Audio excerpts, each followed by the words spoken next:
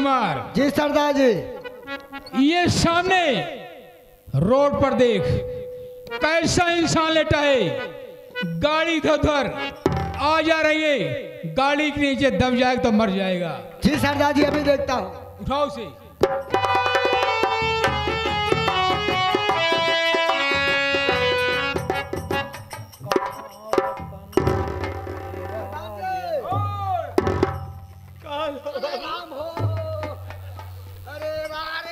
साला रे राम हो, इतो सार अपना तानहर भवैया मरऊ अखिया फोड़ दावत बा।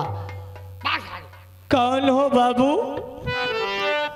मैं तो एक अंधा लाचार हूँ, मैं तो मुसीबत का सताया हुआ एक इंसान हूँ बाबू। कौन हो बाबू? मुझे मेरे घर तक पहुँचा दो बाबू। मैं आपका एहसान, आपका उपकार कभी नहीं भूलूंगा बाबू।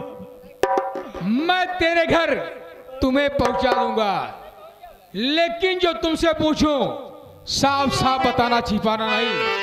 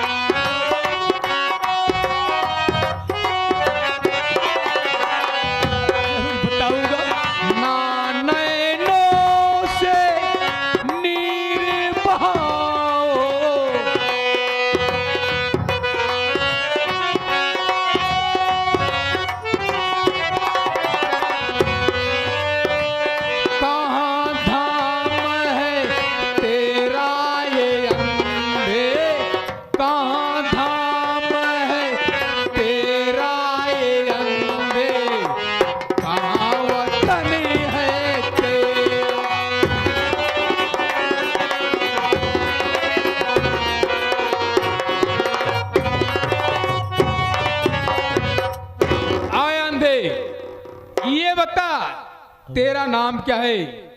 कहाँ का रहने वाला है?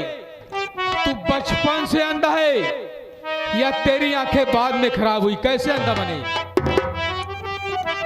बाबू बोलो। आप ये जानना चाहते हैं कि आखिर मैं अंधा कैसे हूँ? कैसे हुए? मैं बचपन से अंधा हूँ या बीच में ऐसा कोई हादसा हुआ? हाँ बताओ। आपसे झूठ नहीं बोलूंगा बाबू।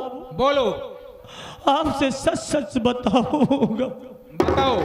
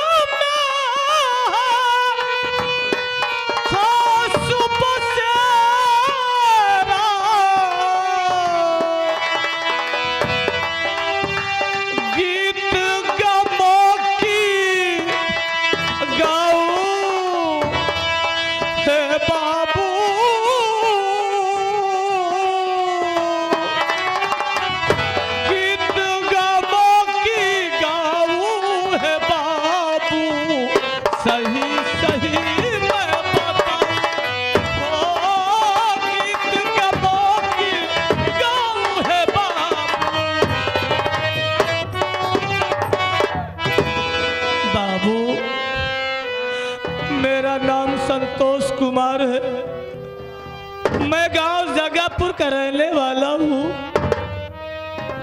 भूख से परेशान था, भूख से तड़प रहा था और खाना मांगने के लिए अपने भाभी के पास गया। भाभी का नाम कलजुगही देवी है। उसने खाना नहीं दिया बाबू। वो कमीनी मुझे देखकर जवानी के आलम में पागल हो गई और वो मेरे साथ मुंह काला करना चाहती थी।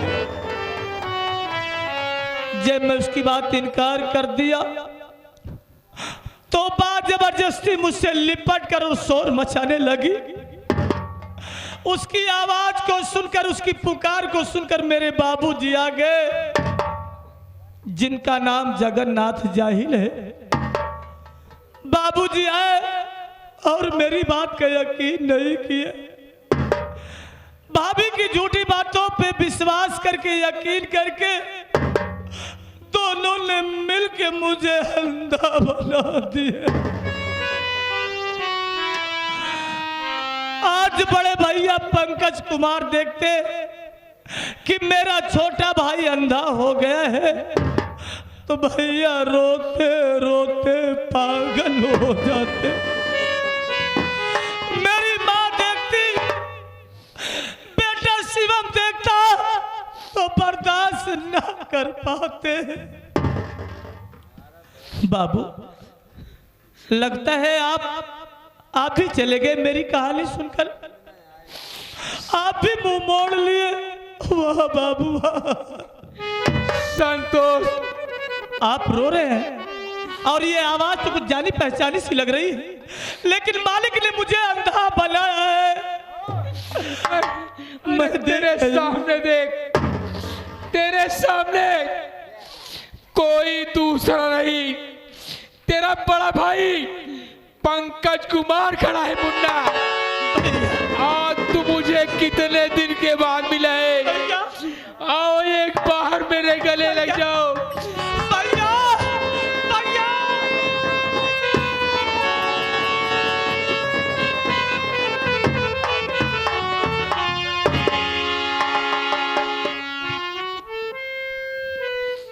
भैया, अब मैं कभी भी नहीं देख पाऊंगा। नहीं, हमेशा अंधा ही रहूंगा तो बेटे शिवम की देखभाल कैसे करूंगा? नहीं संतोष, इस दुनिया को तू फिर से देखेगा। मेरे साथ माँ भवानी के मंदिर पे चलो। मैं माँ से विनती करूंगा, वरदान मांगूंगा कि तुम्हारे दोनों नयनों में ज्योति आ जाए। ठीक है भैया। कि देख क्या खातिर जाका तर शहर नजरिया, देख के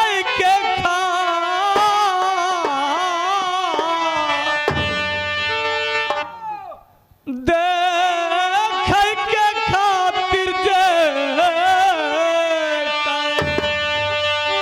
कि देख के खातिर जाका तर शहर नजरिया,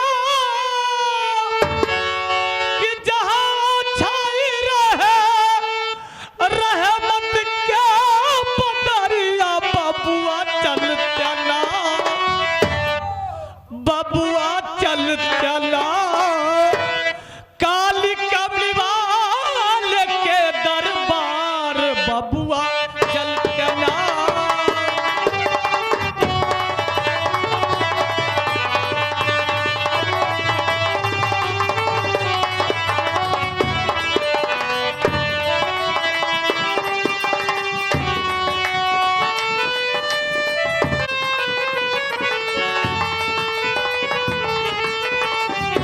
ए भैया,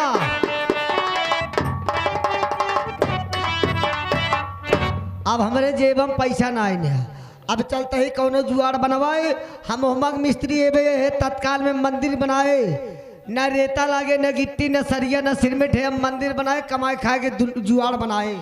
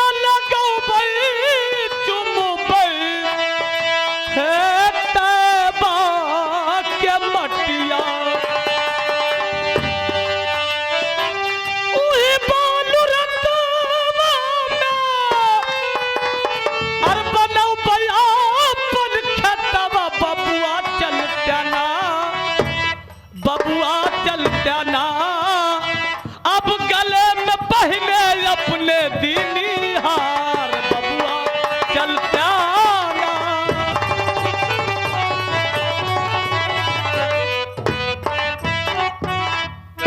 भैया हम कहाँ आ गए? ये घन घन बजरा जैसे मंदिर में घंटा बज रहा हो, और ये खुशबू जैसे अगरबत्ती की खुशबू आ रही है, और बड़ा ये शोर शराबा आवाजें सुनाई दे रही। भैया हम कहाँ आ गए? संतोष, माँ भवानी के मंदिर पे आ गया हूँ। तुम बगल में बैठ जाओ, मैं माँ से विनती कर रहा हूँ कि तुम्हारे आंखों में रोशनी आ जाए। ठीक है भैया,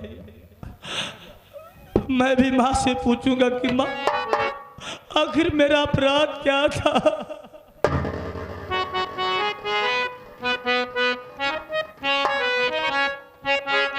आए माँ भवानी, मैं तेरी पूजा कई वर्षों से करता चला रहा हूं, लेकिन कभी तुमसे कुछ वरदान नहीं मांगा। आज मुझ पे मुसीबत पड़ गई। मां, मैं तुमसे वरदान मांग रहा हूं कि मेरे भाई के आंखों में रोशनी दे दो मां।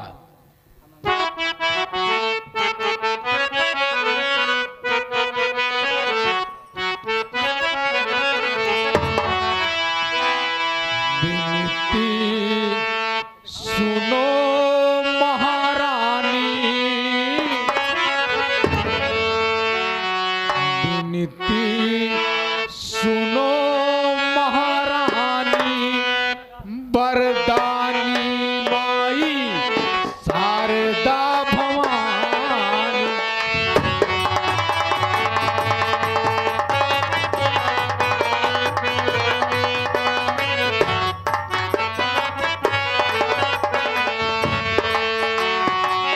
शारदा भवानी माई शारदा भवानी,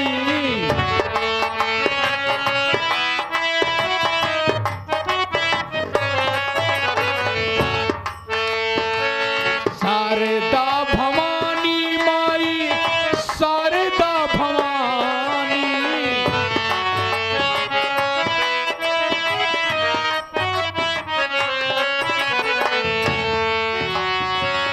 विनती सुनो महारानी, वरदानी माई शारदा भवानी।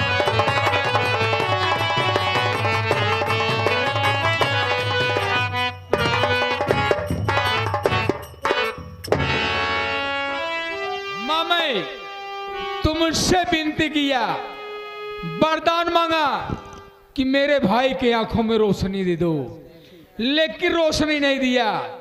आज रोशनी नहीं दोगी तो मैं तेरी चौखट पर अपना सर पटक करके जान दे दूंगा।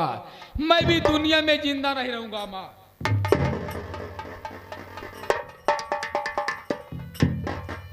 जय हो माँ भवानी,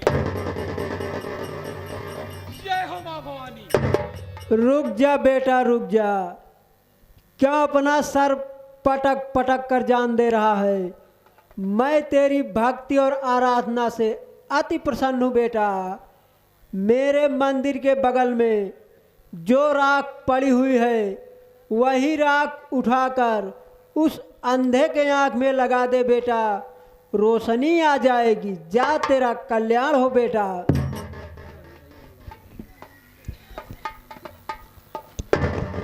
माँ ने मुझसे बताया, इस तरह से अपना सर पटक करके जान क्यों दे रहा है? मेरे मंदिर के बगल में जो राख पड़ी है, वही राख उठा करके अंधे भाई की आंखों में लगा दे, उसके आंखों में रोशनी आ जाएगी। माँ ने जैसे बताया मैं वैसे ही करूंगा।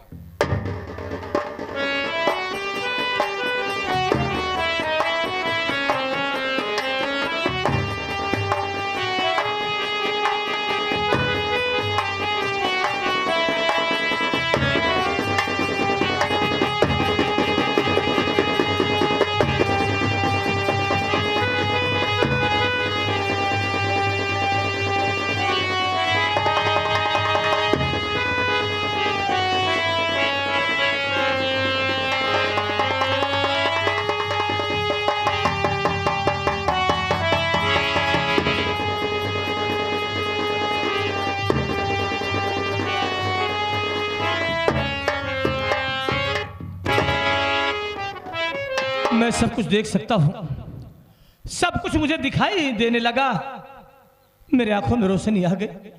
हे आदि शक्ति मां आपकी जय हो, हे जगत जननी जगदम्बा आपकी जय हो, हे माता रानी आपकी जय हो। भैया संतोष, ये क्या देख रहा हूं? हाथ में बंदूक का बाना, कमर पे कारतूस भरे बेल्ट, और ये काले वस्त्र काले लिबास, माथे पे काली तिलक। लगता है पैसे से आप डाकू बन गए। ऐसा क्यों किया आपने? ऐसी क्या मजबूरी आई जो बंदूक का बाना उठाना पड़ा?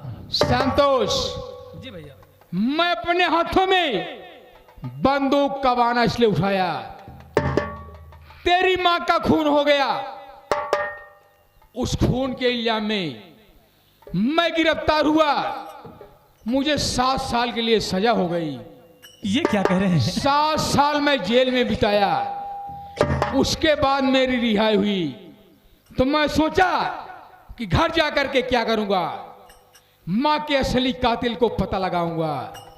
इसलिए चला गया चंबल घाटी, हाथों में बंदूक का बाना उठा लिया, पंकज से डाकू विकराल सिंह बन गया, और कसम खाया हूं जब तक सौतेली मां के कातिल को पता नहीं लगा लूंगा, तब तक अपने आप को कानून के हवाले नहीं करूंगा। वाह भैया वाह, मेरी मां का खून हो गया, हाँ, और मुझे मालूम ही नहीं। मैं अपनी मां की तलाश करता रहा, खून का इल्जाम आप पे लगाया गया। 7 साल की सजा हुई, सजा काटने के बाद घर वापस आ रहे तो दिल में ये ख्याल आया कि खूनी कौन है। कातिल का पता लगाने के लिए आप इस बंदूक का सहारा ले लिए। हाँ संतोष, वाह भैया वाह, बहुत खूब, बहुत खूब भैया, बहुत खूब। काश अगर आपने कानून का सहारा लिया होता तो वो कातिल अब तक सलाखों के पीछे पड़ा नजर आता। अरे संतोष, तू कानून की बात कर रहा है, कानून रिश्वतखोर हो गया है। बड़े लोग कानून को पैसे पर खरीद लेते हैं, कानून का सहारा लिया होता तो मैं कुछ भी नहीं कर पाता, समझे? समझ गया, चल। अरे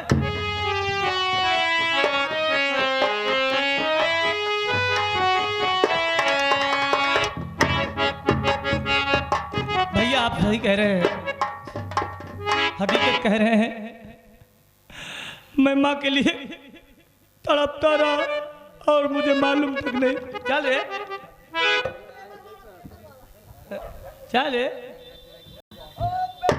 पीछे बात आ रही है।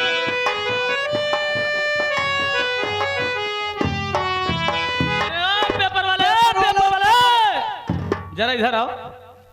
इतने जोर शोर के साथ आवाज दे देकर पेपर बेच रहे हो। हाँ, आखिर इस पेपर में ऐसी क्या खबर छपी हुई है, जरा मैं भी तो सुनूं। इस पेपर में आज ताजा ताजा खबर है आज का। अरे यार, घटनाएं तो हमेशा घटती ही रहती है, वारदात हमेशा होता ही रहता है। क्या बात है वो? शमशान घाट से ओ एक मुर्दा 95 कुंटल लकड़ी लेकर फरार हो गया, और नदी के उस पार से एक बुढ़िया एक बुढ़े को लेकर फरार हो गई। अरे ये सब क्या पढ़ रहे हो यार? भैया जो लिखा हुए बतावत है यार। अच्छा अच्छा, देखा आप पढ़े लिखे का मैं भैया थे, यहाँ पे पढ़ ले जो हम पढ़ पाए को बताए दी हम।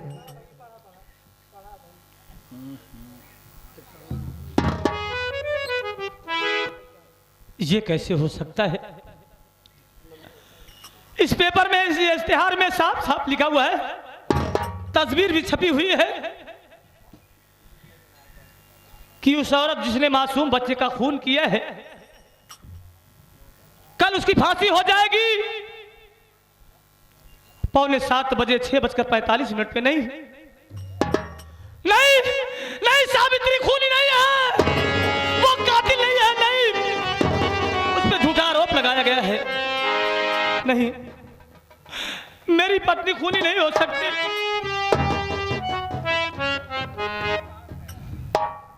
संतोष, तू किस पत्नी, किस सावित्री की बात कर रहा है? भैया, जिस बच्चे का आपने जिक्र सुना, जिस बीवी की जिक्र सुना, हाँ हाँ, वो बच्चा कोई गैर नहीं। कौन है? अरे वो मेरा औलाद, आपका भतीजा है। वो मेरा बेटा था भैया। हाँ, और जिस सावित्री की फांसी होनी है, वो सावित्री कोई गैर नहीं। अरे वो सावित्री मेरी पत्नी, मेरी औरत है भैया। मैं परदेश से आया और घर पे देखता क्या हूं कि बगल में बच्चे की लाश पड़ी हुई थी, खंजर लहू से भीगा हुआ था। सावित्री बेहोश पड़ी हुई थी और सावित्री इसके ऊपर संदेह करके, शक करके खूनी समझ बैठा। खूनी समझकर मैंने हाथों से उसे कानून को सौंप दिया। आज वो आखिरी फैसले पे पहुंची है, आखिरी मंजिल पे। संतोष, अगर सावित्री की फांसी हो जाएगी तो मैं कभी अपने आप को माफ नहीं कर पाऊंगा। इसलिए मुझे शक ये हो रहा है भैया, जब मेरे ही घर के लोग मुझ पे झूठा आरोप लगा सकते हैं, बाप ही बेटे का दुश्मन बन सकता है, जब अंधा बना सकते हैं, तो हो सकता है सावित्री को भी गुमराह किया गया है। भैया उसे बचा लीजिए। संतोष, अगर सावित्री निर्दोष है, अपने बच्चे का कत्ल नहीं किया है, तो मेरे साथ थाने पर चलो, उसे मैं बचाऊंगा। भैया, हाँ, सावित्री को कुछ हो गया तो मैं अपने आप को माफ नहीं कर पाऊंगा। अरे मैं उसे छुड़ाऊंगा, कुछ नहीं होगा।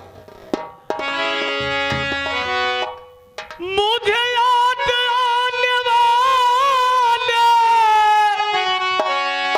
कोई रास्ता बता दे कि वो दिल कहाँ से लाऊं, तेरी याद जो भुला दे, वो दिल कहाँ से लाऊं, तेरी याद जो भुला दे। मुझे याद आने वाले कोई रास्ता बता दे, हाँ वो दिल कहाँ से ला